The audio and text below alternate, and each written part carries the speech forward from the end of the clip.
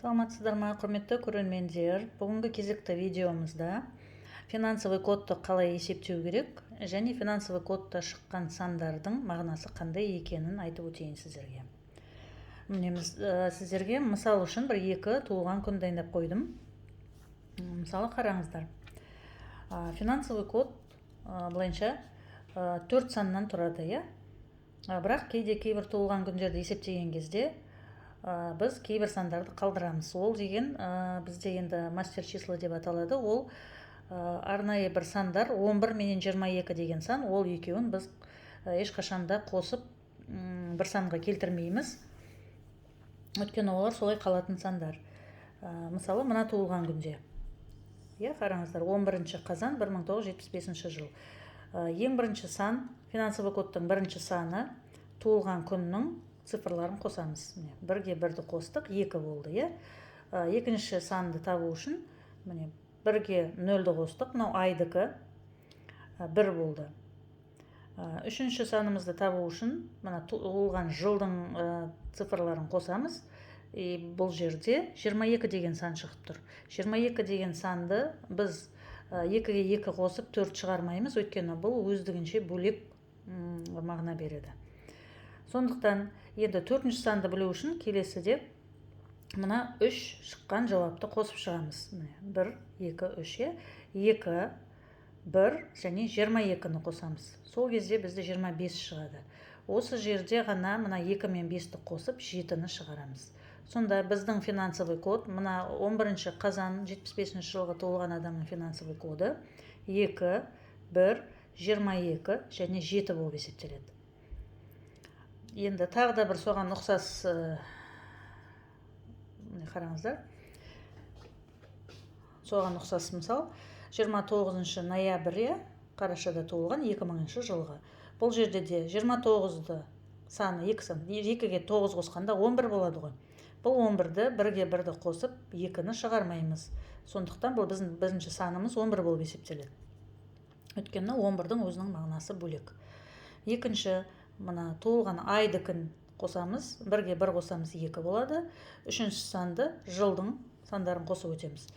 Міне 2 болады. Енді 4-ші санды табуымыз үшін ең біріншіміз 11 ғой. Сол 11-ге 2-ні және келесі 2-ні қосамыз, 15 болып шығады. Енді қараңыздар, 15 болды. Бұл алдыңғы айтқандағыдай 11 емес, 22 емес. Сондықтан бұны цифрларын қосып біз бір ғана сан шығарамыз, 6. Сонда жауабы не болды? 29 қараша күні 2000 жылғы туылған адамның финансовый коды 11, 2, 2, 6 болып есептеледі. Енді мен сіздерге кішкене мына жерде жазып қойғанымды жылжытып қойын, қарап жазып алсаңыздар да болады, ұмытып қалмау үшін. Егерде 11, 22 деген сандар шықса, қосындысын шығармаймыз. Ал егерде 11, 22, осы 2 саннан бөлек басқа 2 цифрлық сан шықса, оның қосындысын шығарамыз деген сөз. 15 деген сияқты. Басқа сан шықты ғой, біз қоса береміз. Егерде 11, 22 шықса, онда қоспаймыз. Мына мысалды осылай келтіріп қояйын. Сіздер қарап есебін өздеріңіз жазып ала беріңіздер. Енді мен жаңағы финансовый кодта шығатын сандардың мағыналарын айтып берейін сіздерге. Егерде сіздер финансовый кодты есептеген кезде 0 немесе 1 сан шығатын болса, онда ол сандар адамға ақша әкелмейді емес, әкеледі. Бірақ адам өте өзін-өзі қадағалау керек, мінезі қатты дөрекі болып кетпеу керек. Қалай да болса ақша табам деп ақшаның жолында көп қуып жүре беруге болмайды. Сондықтан да 0 немесе 1 шыққан финансовый кодта адамдар мінезін қадағалау керек деген сөз. Егерде финансовый кодта 2 деген сан шығатын болса, онда бұл үлкен ақшаның белгісі. Бірақ финансовый кодында 2-сі бар адамдар көп ойланбастан тез жұмсап қоя береді ақшасын. Сондықтан да өзінің үйінде егерде финансовый кодында 2-сі жоқ адамға ақшаны ұстауға, сақтауға, жұмсауға беріп қоюлары керек, немесе ақшаны банкте ұстау керек. Бірақ өзінің атында емес, өйткені өзінің атында тұрса да финансовый кодында 2-сі бар адамдар, олар тез алып жұмсап қоя береді. Келесі, егерде финансовый код есептегенде 3 деген сан шығатын болып жатырса, онда ол үнемі молшылықта өмір сүреді деген сөз. Не ішем, не кием демейді. Финансовый кодта 3 деген көп ақшаны білдіреді. Бұл жерде ақша келудің амалы басқа адамдарға көмектесу. Сол басқа адамдарға көмектесу, сауап алу арқылы ақша көп келеді. Сосын кез келген бастамалар, жетістік, соның бәріне тез жете алады. Ол үшін тек отырмай әрекет жасай беру керек, басқа адамдарға көмек көрсете беру керек. Келесі сан 4. Егер финансовый кодыңызда 4 деген сан шығатын болса, онда бұл ақшаның тұрақтылығының белгісі. Ол ақша келеді де, көбейеді де. Тек бір ғана кеңес бар. Бұл жерде 4-і бар адам үнемі алдына нақты мақсат қойып, нақтылап жоспар жасап, әрекет жасау керек. Оңай ақша бұл жерде жоқ, және де онша жолы болғыштау емес, сондықтан да тек қана өзіне сену керек. Келесі сан 5. Финансовый кодта егерде 5 деген сан шығатын болып жатырса, бұл жерде ақшаның келуі адамның өз-өзіне деген сенімділігіне байланысты, уверенность деген. Қаншалықты адам өзіне мықты болса, және де жақсы армандай білетін болса, алдына үлкен мақсаттар қойып, визуалды түрде жаңағы картаны жасап, іліп қойып, соған жоспар жасап, алдыға қарай талпынса, онда финансовый кодта 5-і бар адамдар өте жақсы жетістікке жете алады. Келесі сан 6. Финансовый кодта 6 деген сандары бар адамдар ақшаны жинай алады деген сөз. Бұл да енді тұрақтылықтың белгісі, бірақ адам өзінің интуициясын пайдалану керек, ол интуицияға жақсы сену керек, ішкі сезіміне қатты сену керек. Сол кезде ол ішкі сезім оған көмектеседі. Рухани денсаулығын дамытып сақтау керек. Келесі, егерде финансовый код есептеген кезде 7 деген сан шығатын болып жатса, онда бұл жерде ақша келуге ешқандай кедергі жоқ деген сөз. Бірақ адамға шамалы бір кеңес бар. Бұл жерде бір құмарлық ойындарға алаң болып кетпеу керек, одан алыс болу керек.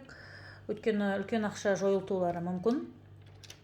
Сосын қарыз, кредит дегендерден алыс болу керек, өздері алмау да керек, басқа адамдарға да қарызға ақша бермеу керек. Өйткені ол ақшалар қайтпай қалуы мүмкін. Сосын артық ақша жұмсаудан алыс болу керек. Басқа адамдарға да енді қарызға ақша бермеуге болмай жатса, енді болмайтын болып жатырса, онда ол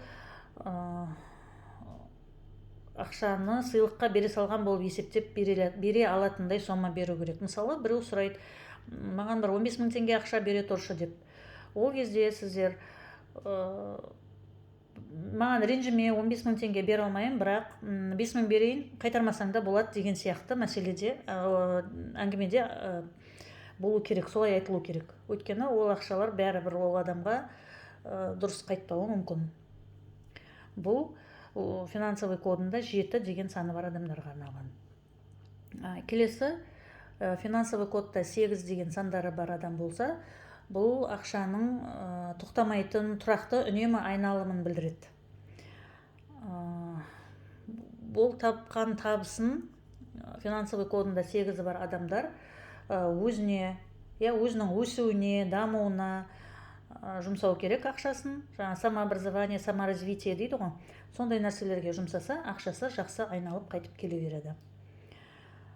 Келесі сан ол 9. 9 деген саны бар адамдар финансовый кодында қаншалықты ақша керек болса, соншалықты ақша келеді оларға. Артық емес, кем емес. Енді өздерінің табысынан артық ақша жұмсамау керек, өйткені қарызға, кредитке кіріп кетуіне өте ықтимал. Былайынша бір позитивті ойлар арқылы, сосын тоқтамдылық, даналық, бір шыдамдылық, сондай мінезін өзі тәрбиелеп, сол арқылы оларға ақша жақсы келеді.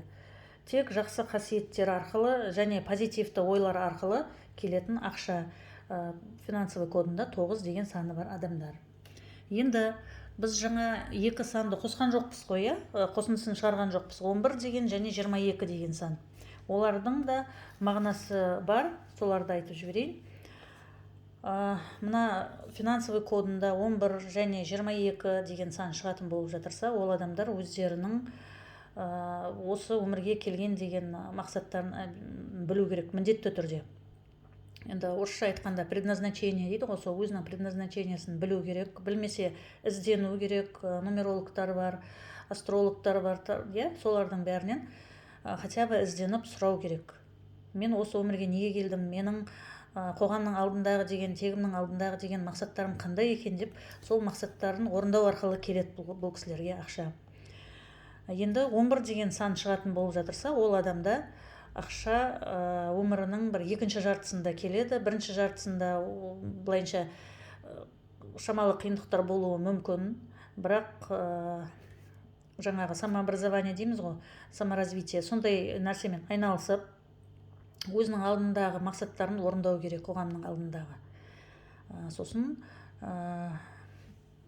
өзінің развитиесіне тоже ақша салу керек. Енді 22 деген сан шығып жатырса, бұл адамдарда өте көп ақша қолдарына ұстай алады, бірақ ол өте ұстағанда сол ақшаны игеру білу керек, игере алу білу керек, өзінің предназначениесін орындап. Игеру деген бұл адамдарға өте мықты энергия беріледі. Сол ақшаны, энергияны игеріп, ақшаға айналдыру керек деген сөз. Өйткені ақшаның өзі де не бізде қазір? Ақша деген ол энергия. Әсіресе мына 22 менен 11 деген сандары бар адамдарға энергия көп беріледі. Сосын олар ол энергияны игеріп, ақша әкелу жағына қарай жұмыс жасау керек. Ол үшін олар өздерінің предназначениесін орындау керек. Предназначение дегеніміз осы қоғамның алдындағы және өзінің тегінің алдындағы мақсаттары. Немесе ондай нені орындамай жатырса, адамның өмірінде өте қатты қиын жағдайлар болуы мүмкін деген, не дейміз енді, болжам ба, қауесет па, енді өздеріңіз біле берерсіздер, сондай болады. Міне енді тыңдап көргендеріңізге рахмет. Сау болып тұрыңыздар. Мен сіздерге үлкен жетістіктер тілеймін. Мына финансовый кодты, өздеріңіздің финансовый кодтарыңызды есептеп, әмияндарыңызға жақсы әдемі қағазға жазып, салып қоюыңызға мен сіздерге айтпаппын, сол жағын.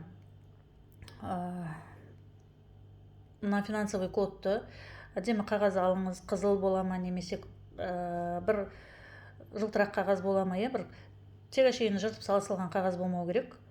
Соған жазып, әмияндарыңызға салып қоясыздар. Сосын әр ашқан сайын санды көрген кезде соны оқып қайталап жіберу керек. Сосын телефонда әр жерге пин-кодқа қоюға болады.